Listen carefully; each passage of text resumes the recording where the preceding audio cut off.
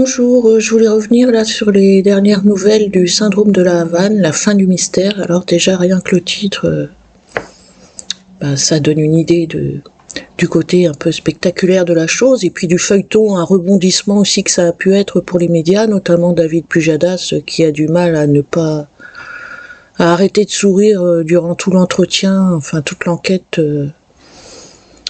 qu'il fait là-dessus avec ses invités, mais bon, il essaye quand même de tenir la route, hein.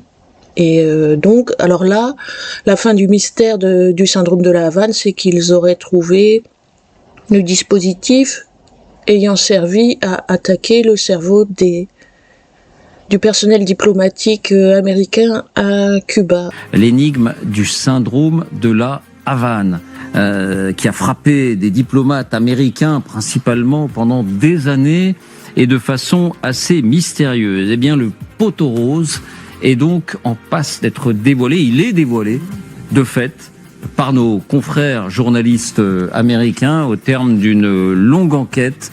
Il y a cette fois une explication. Alors, qu'en est-il et qu'est-ce que le syndrome d'abord de la Havane? Vous allez nous rappeler ce qu'était cette affaire. Eh bien, le mystère commence un jour de l'année 2016. 2 diplomates américains en poste à l'ambassade à Cuba ressentent une sensation soudaine de malaise, un son métallique qui transperce l'oreille, puis un puissant mal de tête, comme si ma tête explosait.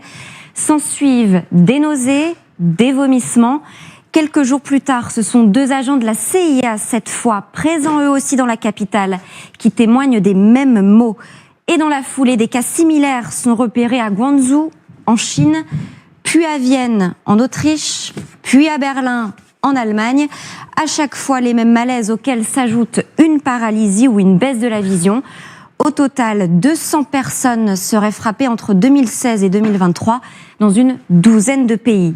2 points communs. Le premier, elles sont toutes américaines, toutes diplomates, toutes attachées d'ambassade ou agents des services secrets américains. Le second, à chaque fois, des agents russes ont été localisés dans les zones concernées. Parfois, des victimes ont même pu les identifier après coup. En voici 2 exemples, à Francfort à gauche et à Tbilissi à droite. Alors donc, les soupçons étaient très forts, mais il manquait quelque chose, il manquait l'arme du crime, entre guillemets. Oui, jusque-là, l'arme du crime, comme vous dites, n'avait jamais été retrouvée. Mystère.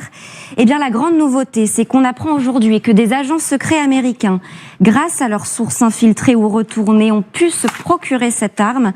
Ils ont vraisemblablement acheté un agent russe, très cher. Le montant n'est pas dévoilé officiellement, mais on parle d'au moins 10 millions de dollars. Ce sont des informations de CNN. Et voici à quoi ressemble cette machine, puisqu'il s'agit bien d'une machine. C'est une sorte de micro-ondes d'une 50aine de centimètres de long et autant de large. Elle peut être glissée dans un sac à dos. Elle est équipée d'une antenne et d'un petit canon assez précis qui va propager des ondes électromagnétiques de très grande intensité dans une direction donnée. Des ondes radio pulsées, comme on dit dans le jargon. Ce bruit, ces ondes vont traverser les murs et atteindre les victimes, non seulement dans les tympans, mais aussi en pénétrant leur peau jusqu'à atteindre le système nerveux. Ce bruit particulier, nous l'avons rendu inoffensif. Vous l'avez entendu, précision importante, ce son, chacun y est plus ou moins sensible. C'est ce qui explique que certaines personnes sont touchées et d'autres beaucoup moins ou pas du tout. On l'a dit plus haut, les effets à long terme sont importants. Parfois, c'est un handicap à vie. Un employé de la CIA qui courait sans difficulté, habitué des marathons, peut à peine marcher plus de 15 minutes aujourd'hui. Donc là, j'arrête la vidéo parce que, encore une fois, là, ce qui vient d'être dit nous dessert. Donc après le résumé que la journaliste fait sur l'affaire du syndrome de la Havane, on entend parler d'un investissement colossal de 10 millions de dollars pour récupérer le matériel. Le dispositif en question s'aperçoit que c'est un caisson de 50 cm avec une antenne au bout. Et là, monsieur Pujadas a raison quand il dit que ça paraît archaïque, et ça l'est. On sent l'arrière-fond de guerre froide entre les Américains et les Russes, avec un appareil qui date, hein. Enfin, moi, le dispositif, là, il me fait pas trop penser à celui qui est utilisé contre nous, hein. Personne lambda parmi les lambdas qui crions dans le désert depuis des années. Et pour beaucoup, bien avant le syndrome de la Havane, comme quoi on est attaqué par des armes à distance, mais la première chose qui se passerait si on présentait cette vidéo-là, enfin cette info-là de LCI à une personne étrangère au harcèlement en disant on est ciblé, hein, pour un peu faire jouer les choses en notre faveur, en disant vous voyez, ça existe, ce type de matériel, là ils le disent aux infos, la première chose qu'on nous rétorquerait, c'est mais, attendez, vous prenez pour qui, quoi? Vous croyez qu'on va investir 10 millions de dollars pour vous? Quel rapport avez-vous entre Moscou et les États-Unis, hein, du fin fond de ma cambrousse, entre guillemets, moi, qu'est-ce que j'ai à voir là-dedans, quoi? Pour qui je me prends, hein? Pour oser penser que des personnes pourraient investir sur moi de tels dispositifs. Et c'est là qu'on se tire une balle dans le pied, parce que l'information, elle nous discrédite complètement. Non seulement déjà concernant une info qui a fait le tour du monde et un syndrome dont on a parlé partout avec des personnages influents sur fond de géopolitique, géostratégique entre les États-Unis et la Russie, s'est tourné en dérision comme on le voit sur le plateau. Mais alors nous, derrière, on arrive en queue de peloton, quoi, pour crier que il y a effectivement un dispositif qui existe pour envoyer des ondes à distance et provoquant toutes sortes de dégâts psychiques et physiques sur la santé des individus. On n'a aucune chance d'être entendu avec une information comme ça qui est tournée dans une telle dérision, quoi, et sur laquelle on a donné une espèce d'ultra confidentialité qui est inaccessible au plus grand nombre. Voilà, donc c'est pour ça que je voulais revenir là-dessus. Là, Monsieur Pujadas, et ce qui va suivre encore, c'est encore pire d'ailleurs, ce qui va suivre dans la vidéo, ça nous dessert, malheureusement, ça ne nous sert pas. Des cages de Faraday. Donc mais ça, Vincent, on vous sent sceptique sur les conclusions. Non, alors ça là je doute parce que c'est mon comment dire. C'est votre disposition d'esprit naturelle quand on est. Douter, ouais, c'est important. Après, je pense qu'effectivement ils ont développé des technologies d'attaque non létale acoustique, ça c'est sûr. Le renseignement militaire russe l'a développé à partir de la fin des années 90 de manière assez intensive. Il est possible qu'ils aient procédé à des tests, notamment à la Havane. Ça, c'est tout à fait possible.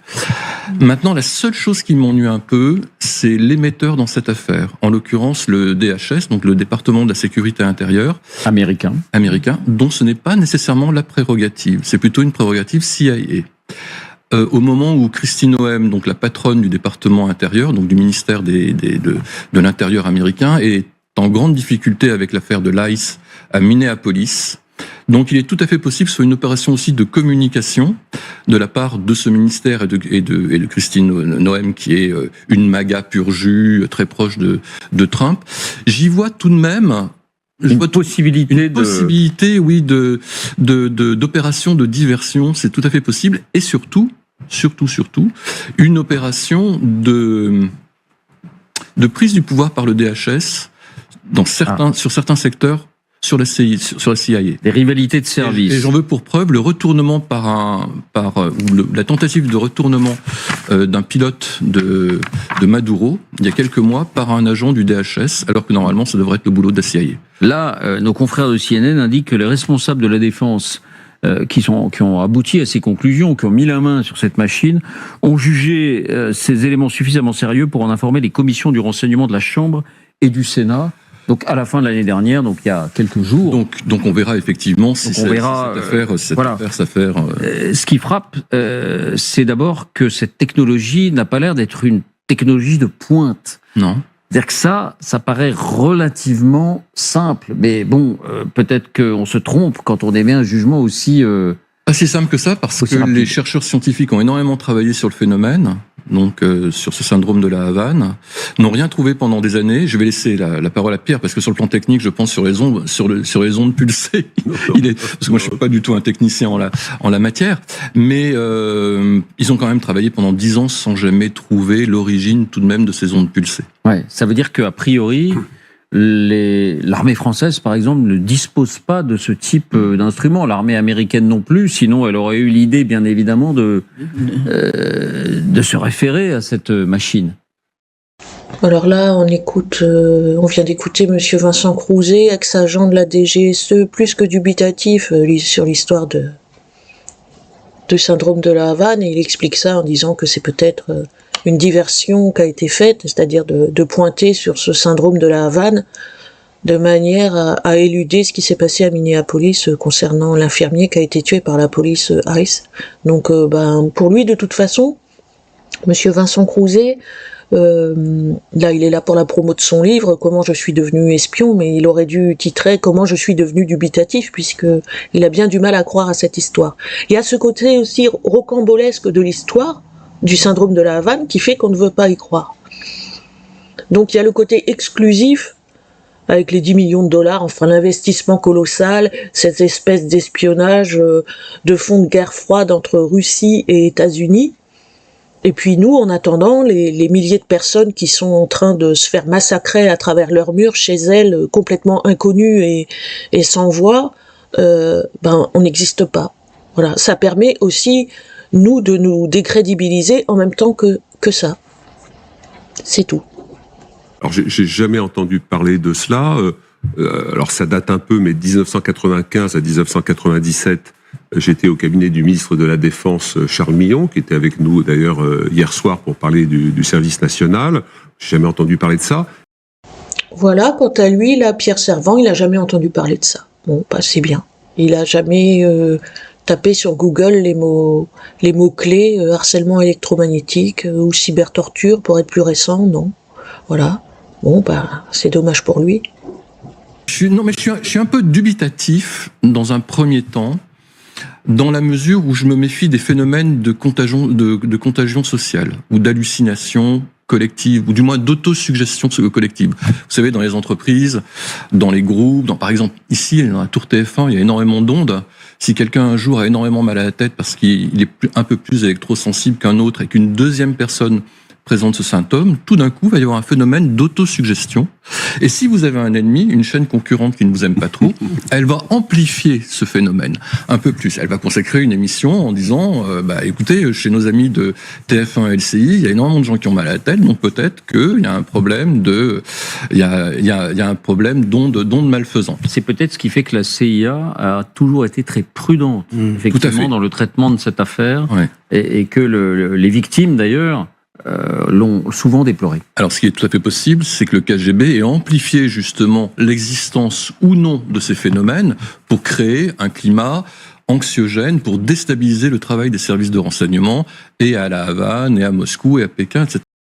Et là, on assiste encore à une tirade de Vincent Crouzet expliquant que c'est peut-être une hystérie collective quelque part, puisque la puissance de suggestion peut éventuellement faire croire à une personne qu'elle serait malade suite à des ondes, parce que des ondes, il y en a partout, et ça pourrait quelque part être contagieux sur d'autres personnes, cette espèce de pouvoir de suggestion d'une personne sur une autre, sur un groupe, qui nous ramène à l'hystérie collective, c'est-à-dire qu'en l'occurrence, rien de tout ça n'existerait. Voilà. Alors, il le dit pas clairement, mais il est dubitatif. Donc allons jusqu'au bout. Vous vous méfiez de l'histoire telle qu'elle est racontée par Cyril? Alors, honnêtement, j'ai très peu d'avis. C'est en écoutant Vincent sur le fait de dire, mais il y a peut-être un petit jeu intérieur de faire sortir ça maintenant de la part d'une personne. C'est une hypothèse. Non, mais c'est-à-dire que on est dans des stratégies parfois entre guillemets à la corde de cul, quoi, avec des systèmes à plusieurs bandes, etc. Et simplement ce qu'a dit Vincent, je n'ai pas d'éléments, je suis pas capable de le dire, mais la prudence de Vincent en disant attention, il y a peut-être des éléments comme ça, vraiment ça, j'ai vécu ça au sein du cabinet du ministre de la Défense. Je l'ai vu opérer. Donc il n'y a pas de raison que ce qui se passait, alors c'est à la fin du siècle dernier, ça ne se passe pas encore aujourd'hui. Vincent et Christian. Pour rebondir sur les propos de Pierre, on se souvient quand même de la fausse fiole d'armes chimiques, enfin de composants chimiques, par Colin Powell devant le Conseil de sécurité quand même des Nations Unies, ce qui était un mensonge en mondiovision. Donc là, nous fabriquer une machine, une vraie fausse machine, oui, ça pourrait être un classique de déstabilisation et de désinformation, enfin surtout de désinformation. Non, mais c'est très intéressant et de voir à quel point on peut et on doit prendre de la distance, y compris vis-à-vis des médias les plus sérieux. Oui, Christian. Ça résout pas tout de même, Vincent, si je peux me permettre, parce que la machine, elle existe. il y a des composants russes à l'extérieur, ou alors c'est une manip, et c'est un mensonge avéré. Mais bon, c'est quand même assez dangereux de mentir à ce degré-là, parce qu'il va y avoir des possibilités de vérifier tout de même. Et donc, en plus, ce serait une machine ourdie par des services américains pour faire du tort à des agents américains. Pourquoi pas, mais il y a aussi une autre hypothèse plus directe qui peut tenir la route aussi.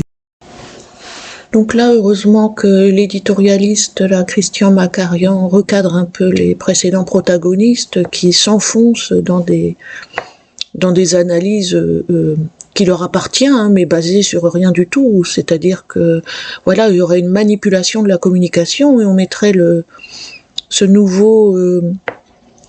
nouvelle affaire du syndrome de la Havane sur le devant de la scène pour étouffer les informations qui fâchent. Donc on a eu le chapeau melon et bottes de cuir, les différents gadgets utilisés à la James Bond pour parler du syndrome. Ils ont quand même ils se sont bien amusés là tous, hein, pour décrédibiliser l'histoire ou lui donner une dimension, en tout cas au moins risible, mais pas très sérieuse. Et du coup, ça prouve quelque part qu'il y a vraiment, pour certains, une volonté de dissimuler des faits, pour d'autres, une ignorance qui leur fait pas honneur, quoi, parce que ce sont quand même des journalistes qui parlent, des protagonistes qui sont censés être quand même un peu au parfum, et c'est tout le contraire qui se passe. La réalité, c'est que des milliers d'individus sont ciblés par armes à énergie dirigée depuis des décennies, et que leur matériel, leur soi-disant dispositif étant la découverte du siècle, elle existe depuis bien longtemps, et probablement déclinée en des dispositifs beaucoup plus accessibles et beaucoup plus petits pour cibler le plus grand nombre. Voilà ce qui se passe actuellement en 2026 et où on en est. Et où on en est de l'omerta aussi.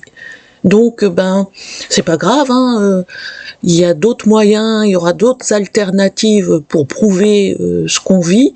Et si le syndrome de la Havane nous dessert, enfin moi c'est l'impression que j'en ai aujourd'hui, il y aura toujours moyen d'avoir d'autres perspectives et d'autres supports pour enfin prouver que le harcèlement électromagnétique existe, qu'il y a bien des armes à énergie dirigée d'utiliser contre les civils.